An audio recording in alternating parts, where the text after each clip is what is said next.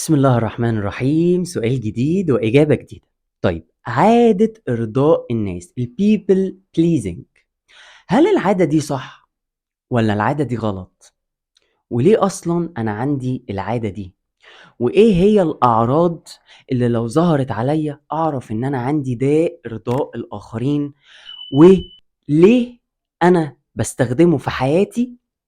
وإزاي إن أنا أبطله؟ وإيه هي السلبيات اللي بتعود عليا لما باكون عندي عادة إرضاء الآخرين أو داء إرضاء الآخرين؟ بس قبل ما أجاوب على السؤال ده بقى خليني أسلم عليكم وأقول لكم السلام عليكم ورحمة الله وبركاته. معاكم سلم سعد ويلا بينا نبدأ الحلقة. بس ما تنساش إن أنت تفعل زرار الجرس وتشترك على القناة عشان يوصلك مني كل جديد، وتعمل لايك للفيديو عشان أنا بتعب والله. وما تنساش ان انت تعمل شير للفيديو وتعمل شير للقناة علشان نوصل لأكبر عدد من الناس ونفيدهم. ويلا بينا. اولا انت بيكون عندك معروف عنك ان انت انسان بتحب مساعدة الاخرين وان الاخرين يكونوا سعداء بسببك وان انت بتحاول ترضي الاخرين. ولكن النقطة الحاسمة هو ان انت بتحط احتياجات الاخرين على احتياجاتك. يعني انت بتحط احتياجات الاخرين رقم واحد، وبعد كده بتروح جاي حاطط احتياجاتك انت رقم اتنين. طيب، اعرف منين ان انا عندي ده ارضاء الاخرين؟ مش ان انا بحب مساعدة الناس وراجل طيب يعني وست طيبة وتمام. اولا، اول عرض من ضمن الاعراض ان انت بيكون عندك صعوبة في انك تقول لا، ما بتعرفش تقول لا.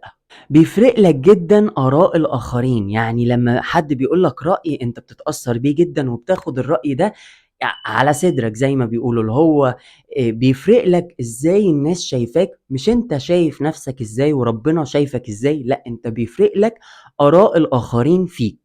بتحس بالذنب لمّا بتقول لأ، أنت المفروض دايمًا تقول آه، وكمان لمّا بتقول آه، أنت ما بتكونش راضي وما بتكونش سعيد وما بتكونش مبسوط، بس أنت بتقول كده علشان تعدّي الحياة وتمشّي الدنيا. بيكون عندك صعوبة في الثقة بالنفس، ودايمًا عايز تعمل كل حاجة حلوة للآخرين عشان تاخد منهم الvalidation، علشان تاخد منهم إن أنت بني آدم صالح، علشان تاخد منهم القبول. فأنت بتعمل الحلو عشان أنت مستني من الآخر إن هو يقول لك قد إيه أنت جامد وقد إيه أنت جميل وقد إيه أنت أحسن واحد في الدنيا وهكذا. دايمًا بتحس بالذنب، دايمًا بسهولة جدًا ممكن حد يحسسك بالذنب، ممكن بسهولة جدًا الموضوع ما يبقاش أصلًا مرتبط بيك وأنت ما عملتش أي حاجة، بس أنت بتعتذر وبتتأسف عشان أنت حاسس بالذنب، أنت اللي غلطان.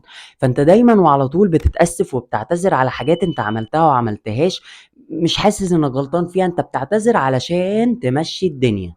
دايمًا بتحس إن أنت، أو مش بتحس، هو أنت دايمًا على طول مشغول في تلبية احتياجات الآخرين. فأنت دايمًا وعلى طول مشغول لإن أنت بتعمل حاجات للناس، لكن أنت في النهاية ما بتعملش ولا حاجة لنفسك. ولو عملت حاجة لنفسك واحدة بتحس إن أنت يعني إيه، أنت كده بقيت يعني أناني وطماع جدًا لإنك عملت حاجة واحدة لنفسك وعملت مليون حاجة للآخر. فأنت دايمًا عايش من أجل الآخرين، ووقتك وطاقتك ومجهودك بتحطها من أجل الآخرين مش من لنفسك. أوقات كتيرة بتكون رافض كلام اللي بيقوله يعني اللي بيقوله شخص قدامك أو آراء بتتقال قدامك أنت رافضها ومش مبسوط بيها ومش بتعبّر عنها. بتقعد بقى تقول أسباب، أصل أنا ما باحبش أفرض رأيي على الآخر، أصل أنا مش قادر، أصل أنا ما عنديش طاقة، أصل مش عارف إيه، أصل إيه. فأنت أصلًا بيكون عندك مشكلة إن أنت تعبّر عن آرائك وتعبّر عن نَفْسك، لإنّك خايف الآخر يزعل منّك علشان مش هيدّي لك قبول، فبالتالي أنت مش هتحس إن أنت ليك قيمة، فبالتالي أنت كده ما لكش قيمة، فأنت هتبقى زعلان. فأنت بتبقى موافق على كل حاجة اللي قدّامك بيقولها لك عاجباك والّا مش عاجباك، لمجرّد إن أنت مش عايز إن أنت تعبّر عن رأيك لإنّك خايف تخسر الآخر. الأشخاص اللي بيكون عندهم داء إرضاء الآخرين بيبقوا أشخاص منعدمين الثقة بالنفس، مش عندهم ثقة بنفسهم، مش عارفين قيمة ذاتهم، مش قابلين روحهم، رافضين ذاتهم. أنا باكون شخص عندي داء إرضاء الآخرين لإن أنا شخص بيكون مثالي. أنا عايز الناس تشوفني بشكل مثالي، فأنا هارضي كل الناس، وهاقول حلو لكل الناس، وهاقول كل حاجة حلوة للناس، وهاعمل كل حاجة حلوة للناس، علشان الناس كلها تحبني وتسقّف لي وتقول لي برافو أنت أحسن واحد في الكوكب، أنت ما فيش منك 5 في الكوكب، علشان أحس إن أنا ليّا قيمة وإن أنا تمام وإن أنا مثالي، فإيه، أنا هاكون بارضي الآخرين علشان أملي المثالية اللي جوايا. ده غير طبعًا إن الأشخاص اللي هم بيكون عندهم داء إرضاء الآخرين، بيكون عندهم أكيد اتعرّضوا كتير جدًا، جدًا، جدًا لصدمات في الطفولة، وابتزازات وإساءات في الطفولة. فسبب من أسباب إن أنت عندك داء إرضاء الآخرين، هو إن أنت اتعرّضت لإساءات وعندك صدمات في الطفولة، وممكن كمان تكون صدمات مورّثة، يعني هو داء موجود في العيلة وهو كمان معاك في الليلة. فأنت محتاج إن أنت تعمل شفاء لطفلك الداخلي علشان تعرف تبطّل داء إرضاء الآخرين. طب ما هو الحل؟ خلاص أنا عرفت إن أنا عندي داء إرضاء الآخرين. أول حل، أنت محتاج تتعلم تقول لأ، ولمّا تقول لأ تكون مش حاسس بالذنب، يعني تبقى شايف إن حقك إنك تقول لأ، ده من حقك. ومن حق اللي قدامك، او من حق اللي قدامك ان هو ما يتبسطش من حاجه زي دي براحته، لكن هو انت محتاج تختار اشخاص ما يزعلوش لما تقول لهم لا، لان هي دي العلاقات الصحيه. لازم تعرف ان العلاقات المتوازنه هي العلاقات اللي فيها توازن ما بين الاخذ والعطاء، انا باخد وبدي، واللي قدامي بياخد وبيدي، لا حد بيدي اكتر ولا حد بياخد اكتر. محتاج تعرف ان انت مقبول في جميع حالاتك، سواء اعطيت او لم تعطي. انت مش محتاج تعطي عشان يبقى ليك قيمة. انت في قيمة بذاتك، انك انسان، ان انت بتحافظ على انسانيتك، ده لوحده قيمة. محتاج ان انت تحط احتياجاتك رقم 1 والناس رقم 2، وما تشوفش ان دي انانية وطمع. يعني محتاج تشقلب الآية، ترجع تاني طبيعي، لان اللي انت فيه ده يعني إلى حدٍ ما مش طبيعي أوي، مش هو دي الفطرة اللي إحنا خُلقنا عليها. ليه؟ أنا لمّا هيكون كاسي مليان، أنا هاعرف أدّيك. لمّا أنت هتقول لي أنا حاطط كوباية مَيّة مليها للآخر، أنت لمّا هتيجي تقول لي عايز شوية مَيّة، فأنت هتاخد حبّة، أنا هيبقى عندي حبّة أشربهم، فأعرف أعيش فاكمّل، فأعرف أدّي لك تاني. لكن أنت لو جاي بقى بتطلب منّي كوباية مَيّة وأنا كوبايتي فاضية، أنا مش هاعرف أدّيك. ولو اديتك وحاولت هابقى باجي على نفسي وباجي على صحتي وباجي على حاجات كتير. فأنا محتاج أكون بادّي لنفسي الأول أولوياتي، احتياجاتي، الحاجات اللي أنا عايزها، وبعدين بعد ما أخلّص ده أبتدي إن أنا أدّي لك احتياجاتك وأبُص لك. وده مش مرتبط بالحُب، وده مش مرتبط إن أنا مش باحبك، ممكن أكون باحبك جدًا، جدًا، ومن كتر حُبّي ليك عايز أدّي لك، لكن محتاج الأول أملي احتياجاتي وأدّي لنفسي وبعد كده أدّي لك. محتاج تكون الشخص اللي مش بيعتذر كتير على الفاضي أو على المليان، يعني حاول تكون وسطي، تعمل توازن. بمعنى إيه؟ بمعنى إن أنت ما تفضلش تعتذر، تعتذر، تعتذر، وما تفضلش إن أنت ما تعتذرش، ما تعتذرش، ما تعتذرش. يعني أنت محتاج تكون وسطي، بمعنى إنك لو غلطت أنا آسف، ما تستكبرش على الغلط. ولو أنت ما غلطتش، والله بُص أنا مقدّر مشاعرك، لكن أنا مش حاسس إن أنا غلطت، أنا مقدّر اللي أنت حاسس بيه، ومقدّر اللي جواك. ادّي للي قدّامك القبول، قبول المشاعر اللي هو حاسس بيها، لإنك بتحبه. لكن في نفس الوقت ما تعتذرش على حاجة أنت مش حاسس إن أنت غلطت فيها. أنت محتاج تعرف إن مش كل الناس هتحبك، وإن ما فيش حد اتجمّع عليه الآراء، في ناس هتحبك وفي ناس مش هتحبك، في ناس هتفضّلك في ناس مش هتفضّلك، في ناس ممكن تشوفك واو وفي ناس ممكن تشوفك مش واو.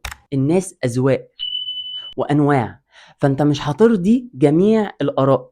فأنت حاول إن أنت إعجابك بنفسك يكون من نفسك، الحب يكون من نفسك، القبول يكون من نفسك، وإن أنت ترفض الأشخاص اللي بترفضك. وترفضهم إزاي؟ بإنك ما تقبلهمش في حياتك وتحترمهم، لكن في نفس الوقت تتقبل إن في ناس هترفضك، وده مش معناها إنه ده عيب فيك، ده معناه إن هي فيها هم عندهم مشكلة أو ده رأيهم، فخلاص ربنا معاهم وإحنا بنكمل مفيش مشكلة. لازم تشوف إن من حقك إن أنت تطلب من الآخرين وتطلب المساعدة والدعم من الآخرين. ما تقعدش تقول أصل أنا ما باطلبش مساعدة من حد، أصل أنا ما باطلبش الدعم من حد. ليه؟ إيه السبب؟ لو انت شايف ان ده طبيعي، انا بقولك ده مش طبيعي. ليه؟ لان ربنا ما خلقكش في الدنيا لوحدك. ربنا سخر ليك الكون. يعني ايه سخر ليك الكون؟ يعني عمل علشانك الكون علشان يساعدك. علشان يساعدك. طب انت ازاي هتتساعد من غير ما تطلب المساعدة وتقول انا محتاج مساعدة؟ مش كل الناس بتكون فاهمة ان انت محتاج مساعدة. وممكن انت شخصيا ما يبانش عليك اصلا انك محتاج مساعدة، لان انت مبين او ان انت لابس وش عدم اللامبالاة، او انك لابس وش مخلي اللي قدامك انه مش شايف الحياة بتاعتك انك انت محتاج مساعدة. فلما تحتاج مساعدة، اطلب مساعدة، واعرف اطلبها من مين. ومش مشكلة لو اترفضت، ده مش معناها ان انت ما تستحقش المساعدة. يمكن اللي قدامك مش قادر، يمكن اخترت الشخص الغلط، يمكن اللي قدامك بني ادم مش كويس، في اسباب كتير، يمكن اللي قدامك مش شخص متعاطف. فانت اعرف انك مستحق المساعدة. محتاج تعرف ان انت محتاج تكون معتز بآرائك وليك آرائك الشخصية. وده مش معناها ان انت ترفض اراء الاخرين، وده مش معناها برضو ان انت تفرض رأيك على الاخرين. انت عندك الاراء بتاعتك، وعندك وجهات نظرك، وعندك معتقداتك، وعندك مشاعرك اللي انت مريحاك. مش مريحاك انت بتغيرها، لكن في نفس الوقت انت محتاج ان انت تمارس قبول آراء الآخرين ومشاعر الآخرين ومعتقدات الآخرين. ومش محتاج إن انتوا تكونوا ماشيين زي بعض وتكونوا يعني متوافقين. انتوا محتاجين يبقى الآراء بيتم تقديرها واحترامها. خلاص، لك رأيك لك دينك ولي ديني، ليك رأيك ولي رأيي، خلاص مفيش مشكلة. مش لازم ان احنا نكون زي بعض، ولكن احنا لازم نقدر ونحترم بعض، وما نستخدمش الابتزاز وما نستخدمش العنف مع بعض. وانا اتعب كل ده ليه واقعد بقى احل واعمل واسوي؟ لان ببساطة انت لو ما عملتش ده، انت بتكون شخص دايما حاسس ان انت مستنزف، وطاقتك مستنزفة وبلا طاقة، ودايما حاسس بالقلق، ودايما حاسس بالتقصير، ودايما حاسس بالتوتر. دايما بتبقى حاسس ان انت فيك عبء، انك مش عارف تكون صادق مع نفسك، مش عارف تكون صادق مع الناس، مش عارف تكون حقيقي مع نفسك، مش قادر تكون حقيقي مع الناس. فدايما حاسس ان انت لابس اقنعة كتير، والاقنعة دي بعداك عن روحك، لانك دايما بتحاول ترضي الاخرين ما ترضيش نفسك. ومحتاج تعرف ان هناك فرق كبير ما بين ده ارضاء الاخرين، وما بين ان انا شخص نايس، ان انا شخص جميل. انا شخص جميل يعني انا بعمل لك الحاجة الحلوة وانا مش جاي على نفسي. انا شخص جميل، انا بعمل لك الحاجة الحلوة وبرميها البحر ومش مستني منك عائد. انا شخص جميل لان انا بعمل لك الحاجة الحلوة، مش مستني منك تقولي برافو وتسقف لي. انا شخص جميل فانا بعمل لك الحاجة علشان انا بعمل لك معروف. انا شخص جميل لان انا بعمل لك حاجة، لان انا برد لك حاجة انت عملتها لي، دين انا بدفعه لك او برجعه لك. ففي فرق ما بين ده ارضاء الاخرين، وما بين ده، وما بين ان انا شخص جميل. انا كده خلصت الاجابة على السؤال. لو عجبك الفيديو ما تنساش ان انت تفعل زرار الجرس وتشترك على القناة عشان يوصلك مني كل جديد، وتعمل لايك لان انا بتعب والله. وما تنساش ان انت تعمل شير للفيديو وتعمل شير للقناة عشان نوصل لاكبر عدد من الناس ونفيدهم. كان معكم سلام سعد، وتابعوني.